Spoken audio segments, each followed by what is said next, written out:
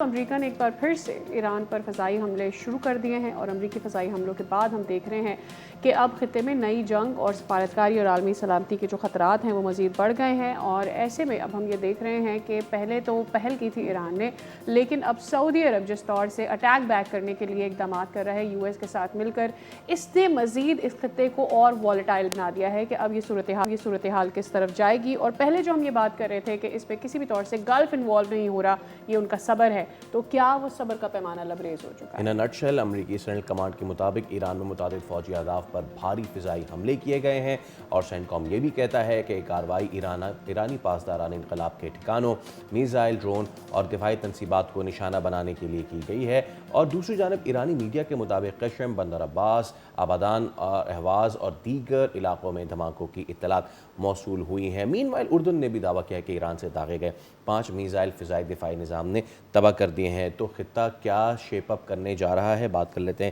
سابق سفیر اور تجزیہ کار ڈاکٹر احمد خان صاحب ہمارے ساتھ موجود ہیں۔ ڈاکٹر صاحب گڈ مارننگ، السلام علیکم، thank you so much for your time sir. Very good morning, thank you sir. صبح بخیر اور مدعو کرنے پر مشکور۔ پلیجر آل آرس۔ ڈاکٹر جمیل، خطہ ہاں 2 مہینے یا مہینہ پہلے ہم یہ دیکھ رہے تھے کہ ایک ایسا بلاک بننے جا رہا تھا جہاں پہ ایرانین سپریمیسی جو ہے نا وہ ہمیں نظر آ رہی تھی، لیکن اب کیا آپ کو بنتا دکھائی دے رہا ہے، خاص طور پہ اب جب ان ملکوں نے بھی حملے کرنے شروع کر دیے ہیں جن کو ایران پہلے صرف حملے کر رہا تھا اور وہ ریٹیلیٹ نہیں کر رہے تھے؟ نہیں، دیکھنا یہ ضروری ہے کہ کیوں حملہ کیا اور کیسے کیا۔ اچھا، کیوں کا جواب تو یہ ہے کہ عراقی پراکسیز کے طرف سے، یعنی کہ جو الائنڈ ہیں ایران کے طرف، ایران سے الائنڈ ہیں اور ان کے پاسداران وہاں کمانڈ بھی کر رہے ہیں، یہ بھی ایک حقیقت ہے، اور پاسداران میں سے 4 شہید بھی ہوئے ہیں، یہ بھی ایک حقیقت ہے۔ 20 افراد ٹوٹل وہاں جو جاں بحق ہوئے اس میں سے عراق میں سے۔ تو وجہ کیا بنی عراق کی کہ عراق سے بقول سعودی کہ عراق سے سعودی پر حملہ ہوا ہے، سعودیہ پر، ان کے آئل تنصیبات پر حملہ ہوا ہے، تو سعودیہ نے یو ایس سے مل کر، امریکہ کے ساتھ مل کر واپس ان کو کر لیا۔ اور پھر ڈیفنس کے منسٹر سعودی عرب کے کیا کہتے ہیں؟ وہ کہتے ہیں کہ جی ہم ایسکلیشن نہیں چاہتے، بس ہم نے یہ ایک ریٹیلیٹ کرنا تھا، ہم نے کر لیا۔ لیکن یہ ایک ڈائمنشن نیا مل گیا ہے۔ آپ نے ذکر کیا نا صبر کا پیمانہ، سعودی عرب کا صبر کا پیمانہ اس پر لبریز ہو گیا، کیونکہ ایک طرف سے ہوتی وہ بھی پراکسی ایران کی، جیسا کہ کہتے ہیں، اور دوسری طرف سے ملیشیا عراق کے، وہ بھی پراکسی۔ تو انہوں نے کہا پہلے اس کو ہم سیٹ کر لیتے ہیں۔ ہوتیز کو انہوں نے پہلے بمبارڈمنٹ کی ہوئی ہے، اگلی مرتبہ محسوس ہوتا ہے کہ اسی طریقے سے امریکہ کے ساتھ مل کے وہ ہوتیز پر حملہ کر سکتے ہیں۔ اور ہوتیز پر پہلے بھی امریکہ نے اپارٹمنٹ بمبنگ کی ہوئی ہے، کوئی نئی بات نہیں ہے۔ ہوتیز اس کو برداشت کر سکتے ہیں۔ میری وہاں کافی عرصہ میں نے اقوام متحدہ کے ساتھ وہاں سربراہی کی ہے امریکہ کی۔ ہوتیز بڑے سخت جان ہے، اور ویسے بھی وہاں جو جس لحاظ سے جو حالات ہو رہے ہیں، وہ تباہی بربادی تو پہلے ہی ہو چکی ہے۔ یمن میں بہت زیادہ غربت جو ہے وہ ہر جگہ پر دستک دے رہی ہے، لیکن اس کے ساتھ ساتھ ہوتیز بڑے مضبوط ہے۔ تو اگلی مرتبہ یہی محسوس ہوتا ہے۔ لیکن ایک بڑا سوال آپ کے ناظرین کے ذہن میں بھی یہ ہوگا کہ کہیں یہ آگ زیادہ پھیل تو نہیں جائے گی۔ دیکھیں، کوئی کہہ نہیں سکتا کہ کتنی آگ پھیلے گی۔ ابھی تک کے بیانات اور ابھی تک کے زمینی حقائق کے مطابق جی سی سی کنٹریز اس چیز کے متحمل نہیں ہو سکتے کہ ایک فل فلیج ان کو موقع دیں ایران کو، کہ ایران اپنے میزائلوں کا رخ ان جی سی سی کنٹریز کے تنصیبات پر کر دے۔ تو جی سی سی کنٹریز کا تو اتنے زیادہ ولنریبل ہیں کہ 450 کے قریب جو ڈی سیلینیشن پلانٹ ہے، باقی چلے آئل تنصیبات کی تو بات ہے ہی ہے، وہ اگر ہٹ کر دیے ایران نے تو جی سی سی کنٹریز میں لوگ پیاسے مر جائیں گے۔ تو لہٰذا عراق کو تو ڈی سیلینیشن ان کے چند ہے، عراق تو ویسے پانی زمین سے نکال کے اور پانی اس کے پاس ہے، لیکن جی سی سی کنٹریز کے پاس تو اسی طریقے سے اور بہت زیادہ جی سی سی کنٹریز کو جس طریقے سے پہلے جو نقصانات پہنچے ہیں کچھ کنٹریز کو، اس میں سے ان کو اس میں لگ جائیں گے ریکور کرنے میں تقریباً 5 سے 10 سال۔ تو اگر دوبارہ تو اس کا مجموعی طور پر کیا نتیجہ نکلتا ہے؟ نتیجہ یہ نکلتا ہے کہ جی سی سی کنٹری اب بھی they would weigh the cost of restraint over cost of over cost of retaliation. تو اب اس وقت ریٹیلیشن جمیل کریں گے صاحب اس یہ کی کاسٹ بتائیے گا زیادہ ہے. ڈاکٹر صاحب، اگر آپ ہمیں یہ بھی بتا سکیں کہ جتنی بھی پراکسیز ہیں، چاہے پھر جن کو ایران سے جوڑا جاتا ہے، پھر وہ ہوتی ہوں یا حزب اللہ ہو یا جتنے بھی، اس کے لیے آلریڈی ایک جو ویسٹرن پرسیپشن ہے وہ آپ کے سامنے ہے، وہ جو نیریٹو ہے اس کو ایران کے اگینسٹ اور اسٹرانگ کرتا ہے. ایسے میں اور جو سعودی عرب کو خطرات ہیں یا گلف کی دیگر کنٹریز کو ان پراکسی سے خطرات ہیں، اس کو بھی اور مزید خدشات کو بڑھاتا ہے. ایسے میں یہ نیریٹو کیا ایران کے اگینسٹ جاتا ہوا ورلڈ وائڈ آپ نہیں دیکھ رہے؟ جی ایران تو اپنی ایگزسٹینشل وار لڑ رہا ہے نا. وہ دیکھتا یہ ہے کہ اس کے نیشنل انٹرسٹ میں، بقول ان کے اپنے فارن منسٹر کے کہ نیشنل انٹرسٹ میں کیا چیزیں ہیں. وہ سمجھتا ہے کہ ہمارے نیشنل انٹرسٹ میں ہماری بقا ہے، جو کہ صحیح ہے بات. ان کے نیشنل انٹرسٹ میں یہ ہے کہ وہ جس طریقے سے اپنے قدموں پر مضبوطی سے کھڑے ہوئے وہ کھڑے رہیں. وہ سمجھتا ہے کہ اسٹریٹ آف ہارموز ان سے کوئی نہیں لے سکتا، جو محسوس بھی حقیقت ہوتا ہے. اگر کوئی لے سکتا ہوتا تو 107 دنوں کی جو جنگ، 47 دن اس کے بعد باقی، تو اس میں لے لیتے وہ اسٹریٹ آف ہارموز. اور جس طرح کے ڈونلڈ ٹرمپ کہتے ہیں کہ ہم نے ان کی نیوی تباہ کر دی، ایئر فورس تباہ کر دیا، ریڈار تباہ کر دیے، ان کی تنصیبات تباہ کر دیے، تو پھر تو just walk in. Why America doesn't walk in and just take over. تو اس کا مطلب یہ کہ ایران تو اپنے قدموں پہ کھڑا ہے اور ریٹیلیٹ کر رہا ہے. آپ نے دیکھیں کہ جو سیٹلائٹ امیجری ہے جو کہ مین چینلز نے دکھلائے ہیں، اور جو واشنگٹن پوسٹ اور جو نیو یارک ٹائم رپورٹ کر رہا ہے، وہ آدمی اس پہ یقین کرنا ایک وہ بن جاتا ہے، قدرتی امر بن جاتا ہے. تو چلے اگر اے آئی کی بھی اس میں شامل کر رہے ہیں، لیکن اتنے بڑے بڑے اخبار اور اتنے بڑے بڑے چینل اس کو 10 دفعہ فلٹر کر کے کرتے ہیں. تو اگر آپ سیٹلائٹ امیجنری کو دیکھیں، جو ٹوئزڈے کو حملہ کیا ہے ایران نے، وہ تباہی مچا دی ہے اردن میں. اور اس میں جو 18 قریب جہاز وہ کلیم کرتے ہیں، جو میں نے امیجز دیکھے ہیں اس میں 18 ہو سکتے ہیں. اور اس میں بہت سارے فوجی جو جاں بحق ہو گئے. پاکستان تو بہت زیادہ کہتے ہیں، وہ کہتے ہیں کہ 200، لیکن اگر 20-25 بھی ہوئے ہیں تو بہت زیادہ ہوئے ہیں. تو اس لیے آپ نے دیکھا کہ آج صبح فجر سے پہلے جو اٹیک کیے گئے وہ بتا کے کیے گئے، اور سینٹنام نے کہا کہ ہم نے یہ جو اردن پہ جو ہمارے سولجرز پہ حملہ ہوا ہے اس کا ہم نے ریٹیلیٹری ایکشن کر لیا. اللہ اللہ خیر صلاح. تو اس لیے اس کو میں کہوں گا ٹٹ فار ٹیٹ، میں کہوں گا پروپورشنیٹ اٹیک. میں نہیں سمجھتا اب اس پہ ایران کتنا ریٹیلیٹ کرتا ہے. عراق کے معاملے میں تو ایران کا ریٹیلیٹ کرنا انٹرنیشنل قانون کے مطابق بنتا نہیں ہے. اس لیے نہیں بنتا ہے کہ وہاں کے پرائم منسٹر نے عراق نے کہہ دیا کہ ہماری سوورن ٹیریٹوریل انٹیگریٹی ہے، یہ ہم اس کا حساب کتاب کریں گے، ہم اس کا رسپانس دیں گے. تو ایران کا اس میں نہیں بنتا. لیکن ایران کا اس میں ضرور بنتا ہے کہ اب کتنا نقصان ہوا ہے آج کشم آئیلینڈ پر اور باقی جو ان کے صدرن علاقے ہیں. امریکہ نے احتیاط برتا ہے، کسی تنصیب کو نہیں اڑایا ہے. کچھ جگہوں پر جو کیا ہے 2-1 ہلاکتیں ہوئی ہیں، بڑے محتاط طریقے سے کیا ہے، جس سے محسوس یہ ہوتا ہے کہ امریکہ متحمل نہیں ہو سکتا، نہ ہی ایران متحمل ہو سکتا ہے ایک پرولونگ جنگ کے. لیکن ایران متحمل ہو سکتا ہے کہ چند مہینے گزار لے اسی قسم پرسی میں اور اسی سختی میں کیا امریکہ؟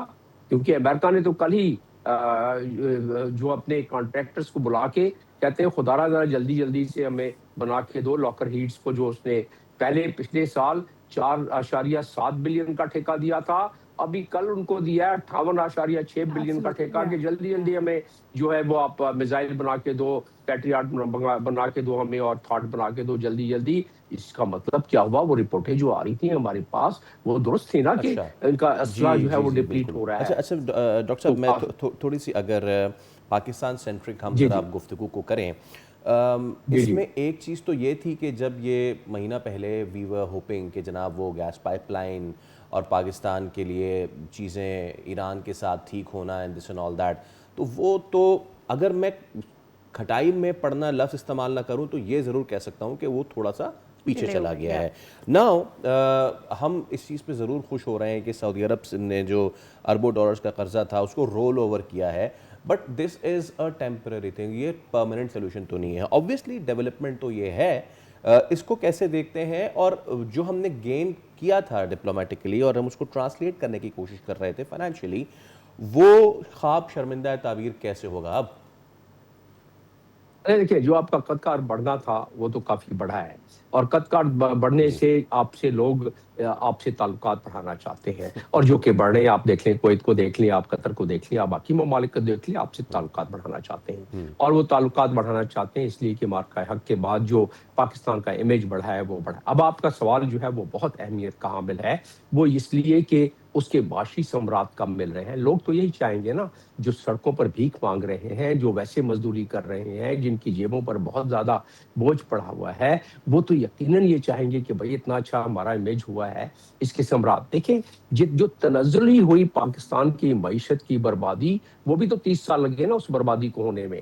تو اب یہ اس کی جو دوبارہ ریکنسٹرکشن آف دا اکانومی، اس میں بہت سارے مضمرات شامل ہیں، بہت سارے عوامل شامل ہیں. پہلا تو یہ ہے کہ ہم اپنے پروسیجرز، اپنے رولز، اپنے ریگولیشنز، اپنے ایکٹس کو اس طرح ترتیب دیں کہ جس طرح باقی ممالک میں ہے، انویسٹر سیف محسوس کریں، پروٹیکٹڈ محسوس کریں کہ ان کا انویسٹمنٹ سیکیورٹی سچویشن کو ہمیں بہتر کرنی پڑے گی. ہمیں ایز آف ڈوئنگ بزنس اور cost of doing business we have to bring it parallel to Vietnam, ایسے دوسرے کنٹریز. یہ ستم ظریف ہی دیکھیں کہ کویت کے ساتھ $10 بلین کا انڈیا کا ٹریڈ ہے، اور اسی طرح کوئی 7 بلین ڈالر کا ویتنام کا ہے، اور پاکستان کے صرف 350 ملین کے قریب ہے. اور ہم سے چاہتا ہے، ہم سے ریکویسٹ کر رہا ہے کہ جی ڈیفنس پیکٹ آپ اس کی طرح کر لیں، آپ سعودی عرب کی طرح. یہ جو بات خبریں کل نکلی ہیں، حالانکہ ویسے تو ان کے ساتھ ہمارا 2023 کا ڈیفنس کوآپریشن ایگریمنٹ تھا، اس کی ہم نے انہوں نے ریٹیفائی کیا. ہم نے کہا ٹھیک ہے، آپ ریٹیفائی پہلے کر لیتے، اب ان کو تھوڑی سی بمبارڈمنٹ وغیرہ ہوئی ہے تو سوچتے ہیں کہ جلدی ہو جائے. لیکن ان کی منشا اور خواہش ایک لاجیکلی یہی معلوم ہوتا ہے کہ کس طرح ڈیفنس پیکٹ کر لے پاکستان. اب پاکستان ڈیفنس پیکٹ تو کر لے، لیکن پاکستان کو اپنے لوگوں کی جیبوں پر جو بوجھ پڑا ہے وہ بھی تو دیکھنا پڑے گا. اور پاکستان کو دیکھنا پڑے گا کہ اب صرف رولوول سے کام ہو جائے گا. ظاہر ہے ضرورت تھی ہماری، بہت اچھی بات ہے. ہم نے 10 بلین امریکہ سے بھی مانگے ہوئے ہیں، وہ بھی اچھی بات ہے. ایک دم اچھی بات یہ ہے کہ یہ بھی ایک ستم ظریفی ہے کہ مجھ جیسا شخص یہ کہہ رہا ہے کہ اچھی بات ہے، مگر کاش کہ میرے ملک میں اس کی ضرورت نہ پڑے، اور انشاءاللہ آگے جا کے ضرورت نہیں پڑے گی. آلریڈی ڈاکٹر صاحب ہم ڈیفینیٹلی ہم خاص کر کے انٹرنیشنل اس وقت کیا اسپیکولیشن ہے اور سارے معاملات کو ڈسکس کریں، لیکن بات اب سعودی عرب کے رول اوور تک آ گئی ہے تو I want to put it forward. ایک طرف ہم یو ایس سے 10 بلین کی بات کر رہے ہیں، آلریڈی ہمارا جو قرضہ ہے وہ 21 بلین تک جا چکا ہے. So I have this one question کہ ڈیفینیٹلی پاکستان ڈپلومیٹکلی اکنامکلی صحیح سمت میں ہے، بٹ ہم بہت اچھے نہیں ہیں اپنے قرضوں کو واپس ادا کرنے میں. اور یہ بھی ایک نیریٹو ہے جو دنیا بھر میں آپ کا بلڈ ہوتا ہے جب آپ بہت ملکوں کے قرض دار ہوتے ہیں. یہ یقیناً دیکھیں نا، قرضے کے بارے میں تو میں بڑے ڈراؤنی قسم کی فگرز میرے پاس ہیں، اور صبح سویرے میں اپنے نوجوانان ملت کو ڈسکریج نہیں کرنا چاہتا ہوں. یہی کہہ دینا باقی ہے، کافی ہے کہ یس، قرضوں کے بوجھ تلے ہم دبے ہوئے ہیں. ہر حکومت آتی ہے، قرض در قرض اور پھر قرض اور پھر اس کے اوپر قرض لے لے کے ہر آدمی کی جیب پر تقریباً 2.5 لاکھ سے 3 لاکھ کے قریب جو بچہ پیدا ہوتا ہے وہ مقروض ہوتا ہے. تو یقیناً یہ تو بالکل اس میں کوئی شک کی بات نہیں ہے. لیکن جو امید کی کرن آئی ہے نظر، اس سے تو ہمیں فائدہ اٹھانا چاہیے. یہ جو ہمارا اس وقت ایک پہلی دفعہ پاکستان کی ہسٹری میں اتنا زیادہ ہمارا ایک خاص طور پہ 40-50 سالوں میں پچھلے اتنا زیادہ ہمارا جو پذیرائی اور ہمارا امیج ہماری جو بڑھی ہے، اس کو ہم اس امیج کو، یہ ونڈو آف اپرچونٹی ہے، اس کو ہم کتنی دیر اور کتنا عرصے کے لیے استعمال کر سکتے ہیں، اس میں ہمیں 24/7 بیسس پہ کام کرنا پڑے گا. ہارمونائز کرنا پڑے گا اپنے پروسیجرز، اپنے رولز، اپنے ریگولیشنز، اپنے ایز آف ڈوئنگ بزنس، اپنے کاسٹ آف ڈوئنگ بزنس کو ہارمونائز کرنا پڑے گا. باقی جس طرح ہو رہا ہے، we have to be competitive in the entire world. If we are not competitive in the entire world, how can we sell our goods and services, and how can we compete with Vietnam and with Bangladesh and with other countries? تو اس لیے ہمیں یہ بڑی ایک عقل، ایک عام سی بات ہے، اور میرے اس ملک کے اس نوجوانوں نے ملت اس کو بہت اچھی طرح سے سمجھتے ہیں. بہت سارے سیکٹرز ایسے ہیں جس کو کہ ہمارے لو ہینگنگ فروٹ ہے، آئی ٹی اس میں سے ایک ہے. حکومت کوشش کر رہی ہے، لیکن میری منشا اور میری خواہش اور میری ڈریم بھی نہیں، بلکہ میں سمجھتا ہوں کہ یہ لو ہینگنگ فروٹ ہے، اس کو جلدی سے عملی جامہ پہنانا چاہیے کہ آئی ٹی میں زیادہ سے زیادہ ہم اپنے لوگوں کو سہولت کاری کریں اور ان کو اس معاملے میں آگے لے کے آئیں. جو میرے دیش کا جوان ہے، جو اس وقت جو میرے اس ملک کے نوجوانان ملت تھوڑے سے ڈسکریج ہیں، تو ان کے لیے میں چلتے چلتے یہ کہتا چلوں، شاید وقت بھی ختم ہو رہا ہے، کہ میرے دیش کے جوانوں، हिम्मत न हारना, कुदरत का इम्तिहान है, हिम्मत न हारना। और नई नस्ल के चिरागों, उम्मीद रखो बाकी, ये मुल्क है तुम्हारा, हिम्मत न हारना। और खुशहाल तुम रहोगे, सरशार तुम रहोगे, दुश्वार इस घड़ी में, महंगाई के लिहाज से दुश्वार इस घड़ी में, हिम्मत न हारना। तो लिहाजा ये जो हमारे लिए विंडो ऑफ अपॉर्चुनिटी मिली है, इसको हम अवेल करें तो बड़े बेहतर हमारे हालात हो सकते हैं। एब्सोल्युटली, थैंक यू लेकिन so much doctor Jameel Ahmad Khan साहब। सब्सक्राइब करें और बेल दबाएं ताकि कोई खबर रह न जाए।